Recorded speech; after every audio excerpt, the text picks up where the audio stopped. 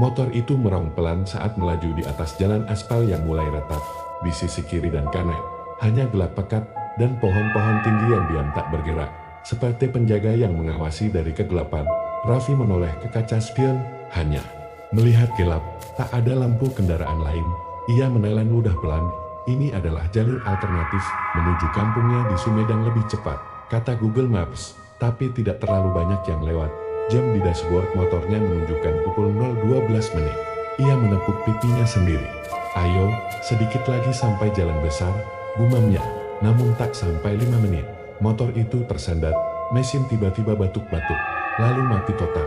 Raffi mencet tombol starter, tapi hanya suara klik pelan yang menjawab. Ia menunduk, melihat tangki bensin kosong, padahal tadi masih ada satu garis. Gila, kok bisa habisin? Di sekelilingnya hanya ada gelap, tidak ada rumah, tidak ada warung, hanya deretan pohon-pohon yang makin rapat. Raffi menyalakan senter dari ponselnya, mencoba mencari tanda-tanda kehidupan, tapi yang ada hanya suara jangkrik dan desir angin. Ia berpikir keras, harusnya tadi isi bensin di pom mini yang dilewati, tapi nasi sudah jadi bubur. Sekarang dia harus cari bantuan lalu. Di kejauhan, dari balik pohon, ia melihat sesuatu, sebuah cahaya kuning redup, seperti dari lampu neon tua. Raffi menyipitkan mata, cahaya itu tak terlalu jauh, mungkin hanya 100 meter dari tempatnya berhenti. Di tengah gelap gulita seperti ini, cahaya sekecil itu terasa seperti penyelamat. Dengan senter masih menyala, ia mendorong motornya ke arah cahaya itu. Jalanan mulai berganti jadi tanah berbatu. Beberapa kali kakinya terpeleset oleh akar pohon yang menjulur di permukaan. Ketika mendekat, bentuk bangunannya mulai terlihat, sebuah warung kecil, sangat sederhana, dengan atap seng berkarat dan papan kayu yang sebagian sudah lapuk. Lampu neonnya menggantung mirip, berayun-ayun tertiup angin, tapi anehnya, warung itu terbuka, pintu kayunya disangga batu, dan di dalamnya ada beberapa orang sedang duduk. Raffi mengerutkan alis. Warung tengah malam di tengah kebun, kok bisa? Pikirannya sempat menolak, tapi rasa haus dan lelah membuatnya melangkah mendekat.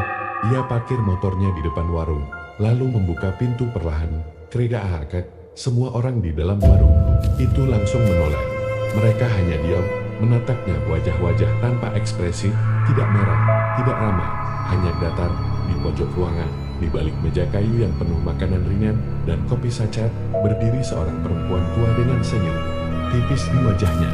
Wajahnya penuh keriput, tapi matanya menyala dengan aneh, seperti tahu sesuatu yang tak boleh diketahui. Silakan duduk, nak, ucapnya dengan suara pelan, tapi jelas. Raffi mengangguk kaku dan duduk di kursi kosong paling dekat pintu. Ia melirik ke sekeliling. Ada 5 orang di dalam warung itu, duduk berjajar di kursi panjang. Tapi tak satu pun dari mereka yang menyentuh minuman di depan mereka. Beberapa hanya menunduk, yang lain menatap lurus ke depan. Hemingway, Bu, ini warungnya. Buka tengah malam.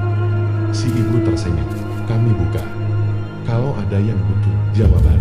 Itu aneh, tapi Raffi terlalu lelah untuk memperdebatkannya. Saya cuma mau numpang langsung, Bu, motor saya mogok, kehabisan bensin. Perempuan itu mengangguk, lalu berjalan pelan ke belakang. Tak lama kemudian, ia kembali membawa secangkir kopi dan sebungkus kerupuk. Minum dulu, nah, capek kan? Raffi menerimanya dengan ragu. Bayarnya berapa? Tak perlu bayar, di sini kami hanya minta satu hal. Raffi mengangkat alis. Apa itu?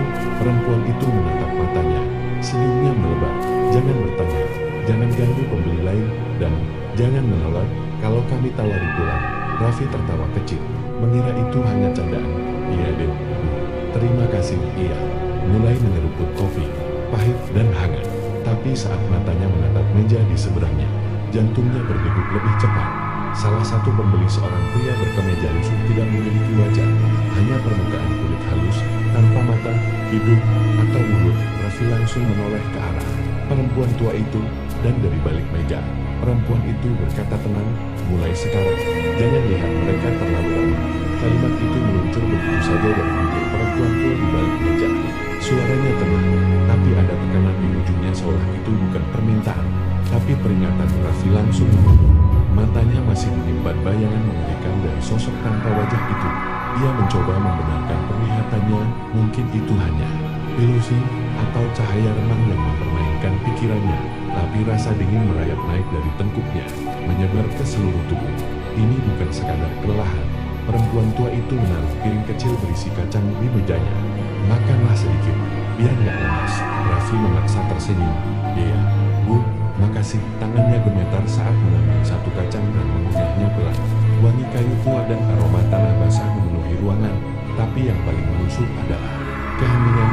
5 orang lainnya tetap tak bergerak, seperti patung, bahkan tidak berkedip.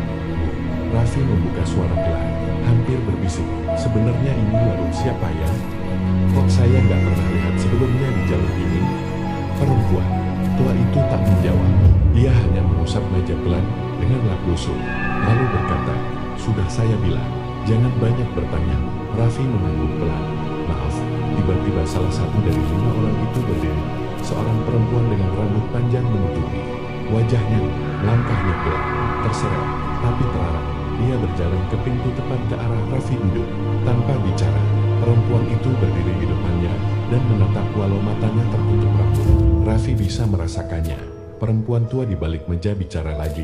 Kalau dia menawari tumpangan pulang, kamu terima, jangan tolak. Raffi tak mengerti. Tumpangan. Tiba-tiba, si perempuan rambut panjang membisik pelan, "Kamu mau pulang kan?" Raffi menelan ludah. Ia memaksakan senyum, mencoba menghindar. "Saya tunggu pagi aja, Mbak." Perempuan itu tak merespons. Ia hanya menunduk, lalu perlahan berjalan keluar dari warung. Begitu pintu menutup kembali, semua penghuni warung serempak menarik napas panjang bersamaan, seolah baru diizinkan bernapas kembali. Raffi melihat sekeliling. Sekarang ia sadar warung ini bukan tempat biasa. Perempuan tua itu kembali ke belakang meja. "Kalau kamu ingin pulang dengan selamat, dengarkan baik-baik.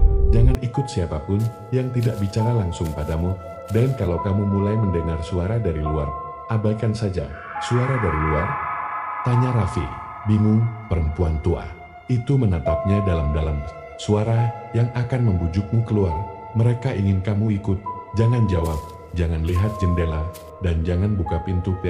Tiba-tiba, ketukan terdengar dari luar. 3 kali, pelan, tapi jelas. Tok, tok, tok. Raffi membantu. Matanya terarah ke pintu. "Jangan lihat ke sana," bisik si ibu pelan, tapi tegas. Tok, tok. Kali ini ketukannya lebih cepat. Lalu terdengar suara laki-laki dari balik pintu. "Mas, tolong. Saya juga kehabisan bensin, Mas." Buka. Raffi menoleh sedikit, setengah berdiri. Suaranya terdengar normal, sangat meyakinkan. "Mas, saya kedinginan. Mas, saya juga lihat warung ini dari jauh. Boleh saya masuk?" Perempuan tua itu menggeleng pelan. "Duduk, jangan jawab. Itu bukan manusia." Raffi membeku di tempat, tapi rasa ingin tahu menggerogotinya. Bagaimana bisa suara itu begitu nyata? Tok, tok, tok. "Mas, saya lihat motor Mas tadi." "Mas, kenapa nggak dijawab?" "Saya cuma mau numpang duduk." Raffi menggenggam gelas kopinya erat. Suara itu kini berubah lebih serak, lebih dalam. "Mas, aku tahu kamu dengar." Tiba-tiba, jendela di sisi kiri warung bergetar pelan. Sesuatu di luar mencoba membuka kuncinya. Raffi tak tahan lagi. Ia berdiri cepat dan melangkah ke arah jendela. Tapi sebelum tangannya menyentuh tirai kayu itu, si ibu berkata dengan suara tajam, "Kalau kamu buka jendela itu, kamu nggak akan bisa keluar dari sini selamanya." Ucapan perempuan tua itu membuat Raffi menghentikan langkahnya. Tangannya menggantung di udara, hanya sejengkal dari tirai kayu jendela yang kini bergoyang pelan. Seolah ada sesuatu di baliknya yang sedang bernapas. Ia menarik napas panjang, lalu mundur perlahan dan kembali ke kursinya. Detak jantungnya masih berdebar, tapi kini dibarengi oleh rasa takut yang jauh lebih nyata. Bukan sekadar ketakutan akan kegelapan, tapi ketakutan akan sesuatu yang tidak seharusnya ada. Perempuan tua itu menatapnya dengan tenang. "Kamu belum sepenuhnya paham tempat ini, Nak. Tapi makin lama kamu di sini, makin besar peluang kamu ikut mereka." Raffi menelan ludah. "Bu, tempat apa ini sebenarnya? Ini masih di dunia yang sama kan?" Perempuan itu tidak langsung menjawab. Ia menoleh ke arah jam dinding tua di atas pintu. Jarumnya masih berjalan, tapi lambat. Terlalu lambat, seolah waktu di dalam warung ini mengalir dengan cara berbeda dulu. "Warung ini memang nyata," katanya pelan. "Tempat orang-orang singgah di tengah jalan kebun yang panjang. Tapi suatu malam, ada kejadian." Ia terdiam sebentar, matanya menerawang. sekelompok pemuda mabuk. Mereka datang, bikin rusuh, tak terima ditegur. Mereka membakar warung ini. Aku yang dulu hanya penjaga malam ikut terjebak dalam api. Raffi membeku. Suasana warung mendadak lebih dingin dari sebelumnya. Perempuan itu tersenyum tipis. Getir, aku tidak sepenuhnya pergi dari tempat ini. Mereka yang ikut membakar pun tidak pernah benar-benar keluar. Jadi, setiap malam, saat seseorang tersesat, kami membuka warung lagi. Mungkin, supaya tak semua orang bernasib sama. Raffi kini menatap perempuan itu dengan campuran rasa ngeri dan iba. Lalu, siapa mereka yang duduk itu? Perempuan itu menunjuk kelima sosok yang masih duduk diam di kursi panjang. Beberapa adalah korban yang terjebak, beberapa bukan manusia lagi. Lalu saya bisa keluar kan? Perempuan itu mengangguk pelan. Bisa, tapi hanya kalau kamu tidak melanggar aturan. Sekali kamu melanggar, pintunya akan tertutup. Dan kamu akan jadi bagian dari warung ini selamanya. Suara kayu berderit tiba-tiba terdengar dari belakang. Salah satu dari kelima sosok itu bangkit dari kursi. Kali ini, pria tua dengan tubuh bungkuk dan kulit seperti kayu lapuk. Dia berjalan ke arah pintu, lalu berhenti sejenak di depan Raffi. Giliran gumamnya pelan. Raffi menatap perempuan tua di balik meja dengan panik. Apa maksudnya? Perempuan itu menunduk. Sekarang kamu yang ditawari pulang, kamu harus ikut. Siapa dia? Saya nggak kenal. Itu tidak penting. Kalau kamu menolak 2 kali, pintunya akan hilang. Raffi menoleh ke pintu warung. Cahaya remang dari luar tampak masih ada, tapi sama, seolah mulai kabur. Ia menimbang, ikut orang asing keluar, atau tinggal lebih lama di warung yang tak masuk akal ini. Pria tua itu mengulurkan tangan, jemarinya kurus, dingin, berkerut seperti ranting matu. Ayo, jantung Raffi berdegup kencang. Tapi dorongan untuk keluar dari tempat ini lebih besar dari rasa takutnya. Ia berdiri perlahan, meraih jaketnya, lalu melangkah ke arah pria tua itu. Sebelum mencapai pintu, perempuan tua itu berkata, kalau kamu melihat cahaya biru di luar, jangan mendekat. Itu bukan jalan pulang. Raffi mengangguk dan membuka pintu. Malam menyambutnya lagi dengan hawa dingin yang menggigit. Di luar, warung tampak lebih gelap dan pohon-pohon lebih rapat. Tapi pria tua itu terus berjalan, menyusuri jalan setapak kecil. Tanpa kata, Raffi mengikutinya. Suara langkah mereka beradu dengan gemerisik bel dan hembusan angin yang terdengar seperti bisikan. Beberapa menit berjalan, tiba-tiba pria tua itu berhenti dan menunjuk ke arah sebuah cahaya. Di antara pepohonan, ada cahaya biru terang seperti obor menyala. Aneh, tapi indah. Raffi mengingat peringatan si ibu, jangan mendekat cahaya biru. Namun pria tua itu justru melangkah ke arah cahaya itu sambil berkata, lewat sini, ini jalan pulang. Pria tua itu melangkah perlahan menuju cahaya biru. Di tengah pepohonan, cahaya itu berpendar halus, seperti lampu neon yang terperangkap dalam kabut. Meski samar, cahaya itu terlihat memikat. Terlalu memikat, Raffi terdiam di tempat. Kata-kata perempuan tua di warung kembali menggema di kepalanya. Kalau kamu melihat cahaya biru di luar, jangan mendekat. Itu bukan jalan pulang. Tapi pria tua ini bilang sebaliknya, Pak. Raffi memanggil pelan. Apa Bapak yakin itu arah jalan keluar? Pria itu menoleh separuh, tersenyum samar, lalu menjawab, kalau kamu ingin pulang, ikut aku. Tapi ada sesuatu yang aneh dengan senyumnya. Terlalu tenang, terlalu kosong. Cahaya biru itu kiantaran, seakan mengundang. Di sekitarnya, kabut mulai turun. Udara terasa lebih berat, membuat napas Raffi tersengal. Di sela-sela suara jangkrik malam, terdengar bisikan kecil samar, nyaris tak terdengar, seolah memanggil namanya Raffi. Ia memutar badan. Tidak ada siapa-siapa. Raffi, suara itu makin jelas. Tapi kini datang dari arah berlawanan, bukan dari tempat pria tua itu berdiri, melainkan dari jalan setapak yang tadi mereka lewati. Raffi menoleh ke arah cahaya biru lagi. Sekilas, ia seperti melihat bayangan hitam berdiri di balik cahaya itu. Diam, menunggu. Pria tua itu masih berdiri mematung, tangannya terulur ke depan cepat. Sebelum kabut menutup jalannya, Raffi melangkah mundur, ragu dia harus memutuskan. Tapi instingnya berteriak ada yang salah. Ia memilih untuk berbalik arah. Begitu ia berbalik, ia melihat sosok lain berdiri di ujung jalan setapak. Itu perempuan tua dari warung. Wajahnya kini lebih pucat, rambutnya lebih putih, tapi matanya tajam menatap Raffi. Ia tak bicara, hanya mengangguk. Pelan, Raffi langsung lari ke arahnya. Di belakang, terdengar jeritan bukan dari pria tua tadi, tapi dari sesuatu lain. Jeritan itu melengking, dalam, dan menggema seperti dari dasar sumur. Suara itu diikuti hembusan angin yang dingin menusuk, seperti ribuan jarum menancap di kulit. Raffi terus berlari. Warung perlahan tampak di kejauhan, samar di balik pepohonan. Tapi langkahnya goyah, kakinya berat. Tanah seperti berubah menjadi lumpur yang menarik tubuhnya ke bawah cepat. Teriak suara perempuan tua dari depan. Dengan sekuat tenaga, Raffi menerobos sisa kabut dan mencapai teras warung. Begitu kakinya menyentuh ambang pintu, semuanya mendadak hening. Jeritan menghilang, kabut sirna, udara kembali kering dan dingin seperti semula. Perempuan tua itu berdiri di ambang pintu, menatapnya. Kamu hampir saja hilang. Raffi terengah-engah. Keringat dingin membasahi wajahnya itu. Bukan manusia, ya. Perempuan tua itu mengangguk. Mereka suka menyamar, mengambil bentuk orang yang tampaknya bisa dipercaya. Tapi mereka hanya punya satu tujuan, membawa orang keluar jalur, ke tempat yang tak bisa kembali. Raffi menelan ludah. Kalau tadi saya ikut dia, kamu tidak akan pernah sampai rumah. Perempuan tua itu masuk ke dalam warung, dan Raffi mengikutinya. Di dalam, suasana sedikit berbeda. Kelima orang yang tadi duduk diam di kursi panjang, kini hanya tersisa 3. Raffi menyadari 2 dari mereka telah pergi. Kemana mereka? Bisiknya pelan. Mereka melanggar aturan, jawab si ibu singkat. Perasaan tak nyaman kembali merayap di dada Raffi. Ia duduk, mencoba mengatur napas. Cangkir kopinya masih di meja, kini sudah dingin. Ia menatap keluar jendela ke arah kegelapan. Malam yang begitu pekat, belum ada tanda pagi akan datang. Perempuan tua itu mendekat dan berkata, kalau kamu ingin selamat, masih ada satu hal lagi yang harus kamu lakukan. Apa itu? Tanya Raffi cepat. Perempuan tua itu menatap lurus ke matanya, lalu menjawab pelan.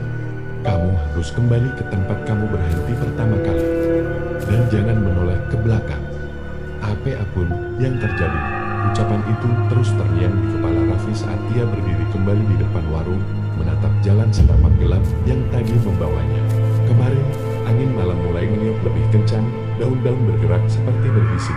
Langit di atas tampak hitam pekat, tanpa bintang, tanpa bulan, seolah waktu benar-benar berhenti di tempat ini.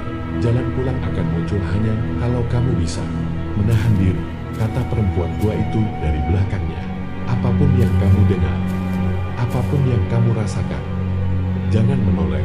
Kalau kamu menoleh, kamu akan tetap di sini selamanya. Raffi mengangguk perlahan. Ia mengencangkan jaketnya, lalu mulai melangkah. Tanah kebun terasa lebih becek dari sebelumnya, dan aroma tanah basah bercampur angin menusuk hidung. Langkahnya berat, tapi ia terus maju, mengikuti jalur samar yang membawanya sejauh ini. Di belakang, suara pintu warung menutup pelan. Setelah itu, hening. Langkah demi langkah ia ambil, berusaha mengingat di mana ia berhenti pertama kali tadi. Mana motornya mogok. Semuanya terasa seperti mimpi buruk yang panjang, tapi terlalu nyata untuk disebut mimpi. Lalu suara itu mulai terdengar pelan dari kejauhan, seperti suara seseorang menangis. Perempuan mengisak tangisnya serak dan berat, seolah penuh luka. Raffi menggertakkan gigi. Ia tahu ini bagian dari ujian. Jangan menoleh. Langkahnya dipercepat, tapi suara itu semakin mendekat. Kini diikuti suara langkah bukan hanya satu, tapi seperti ada beberapa pasang kaki yang bergerak bersamaan di belakangnya. Kadang cepat, kadang pelan. Raffi terus berjalan. Tiba-tiba, suara perempuan itu berubah menjadi suara anak kecil. Om tolong, kakiku sakit. Nada tangis itu sangat meyakinkan, membuat naluri Raffi tersentak. Tapi ia ingat pesan perempuan tua tadi. Apapun yang terjadi, jangan menoleh. Maka ia menunduk dan menutup telinga, terus berjalan cepat. Semak-semak di kanan kiri bergoyang hebat.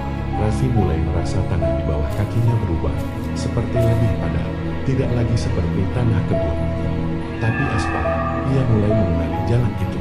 Ada tikungan kecil ke kiri, sebuah pohon besar dengan akar menonjol di sana. Ya, di sanalah ia berhenti tadi, tempat motornya mogok, dan ia melihatnya.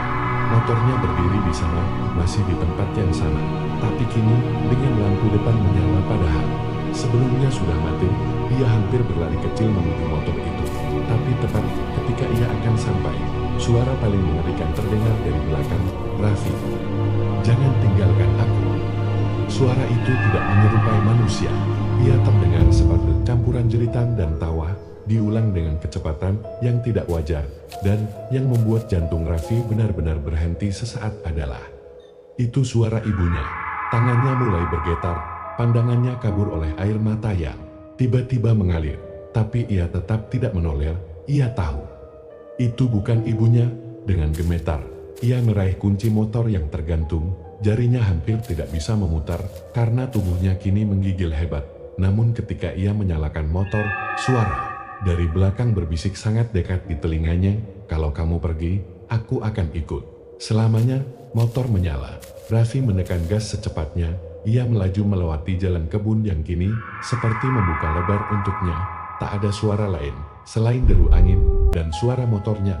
Di sekeliling hanya gelap, tidak ada apa-apa. Ia tidak menoleh. Setelah beberapa menit, ia melihat cahaya di kejauhan, lampu jalan raya, dan begitu banyak menyentuh aspal utama. Semuanya mendadak menjadi terang. Suara jangkrik mobil melintas di kejauhan. Aroma bensin dari warung di pinggir jalan. Ia sudah kembali. Ia berhenti sejenak, menatap ke belakang. Jalur yang tadi ia lewati kini sudah tak ada. Hanya hamparan kebun sawit seperti biasa. Tidak ada warung, tidak ada cahaya biru. Tidak ada perempuan tua, hanya gelap dan sunyi. Raffi menghela napas panjang. Ia menyeka air mata di wajahnya dan menatap ke depan. Dari kejauhan, terdengar azan subuh berkumandang. Pertanda hari baru dimulai. Tapi bagi Raffi, malam itu tak akan pernah jadi malam biasa.